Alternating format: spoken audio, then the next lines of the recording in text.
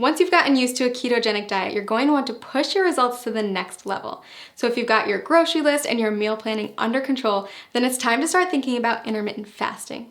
And okay, before you press pause at the dreaded fasting word, hear me out. Intermittent fasting, also known as IF, is one of today's hottest topics in the diet and wellness communities. And for good reason. If you do it correctly, IF can be an insanely powerful tool for accelerating fat loss and breaking through frustrating weight loss plateaus. Now, it's not essential that you commit to IF while on keto. If the idea of it makes you want to throw your keto diet out the window, then it isn't for you. But if you're up for another adjustment with the potential to ramp up your weight loss and turn you into a fat burning machine, then keep watching. IF basically boils down to two terms, feeding and fasting. You're in a feeding state when you're eating, and all the times in between, you're fasting. Easy, right?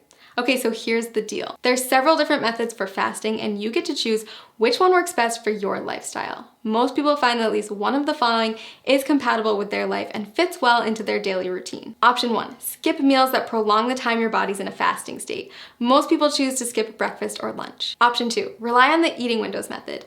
This approach involves eating between a 4 and 7 hour window every day and fasting for the rest of it. Option 3, not for the faint of heart. Your third choice is to commit to a 24 to 48 hour cleanse. It's more of an extended fast, and I don't recommend it if you're just getting started with IF. So how do you know which option is best? If you're just getting started with fasting, option 2 is probably the way to go. We found that restricting yourself to specific eating windows tends to work well for new fasters. For example, tons of people have tremendous success only eating between 5 and 11 p.m.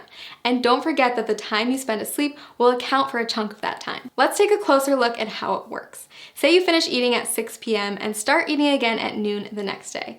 That means you fasted for 18 hours and eaten for 6. In other words, you've achieved an 18-6 window. If you finish eating as early as 5 p.m. and don't eat again until noon the next day, then you've fasted for 19 hours and eaten for 5, or you've achieved a 19-5 window. You don't have to adhere to IF every day. You can try it out once a week at first, listen to your body, and then add in more IF days over time. So why does IF work anyway? The first and simplest reason is that our bodies can only take in so much food at a time. If you're someone who struggles with overeating or snacking out of boredom, IF can help to drastically cut those extra calories and keep you within your limits for weight loss. When your body's in a fasting state, it will begin to break down stored fat to use as energy. So if you're following a ketogenic diet, your body is already mimicking a fasting state since it's relying on fat, not glucose, as its main source of fuel. Just make sure that you're still hitting your daily macros and getting enough fat when you're in your eating window. If this sounds overwhelming, don't worry. We've got a tool that builds intermittent fasting into a keto diet regimen customized for your needs and goals. Click the link below this video to discover your personalized plan. And keep in mind that the benefits of IF go far beyond weight loss. After all, there's a reason why every wellness community is talking about it, and why thousands of today's top performers have made it a part of their daily routine. People who practice fasting on a regular basis reap tremendous health benefits in many areas, not just by turning their bodies into maximum fat-burning machines. Nobel Prize winner Yoshinari Asumi discovered that fasting can trigger autophagy, which is essentially a deep cleaning process for your cells. Autophagy helps to stop the aging process, reverse disease, and prevent cancer. It's basically the body's way of cleaning out cells by recycling non-essential components like damaged proteins and getting rid of invading microorganisms and toxic compounds. Like most complex mechanisms, your body needs a break from feeding, so it can focus on performing these other functions instead. Not only does fasting trigger autophagy, it also increases the number of ketones in your bloodstream more than a keto diet alone will do.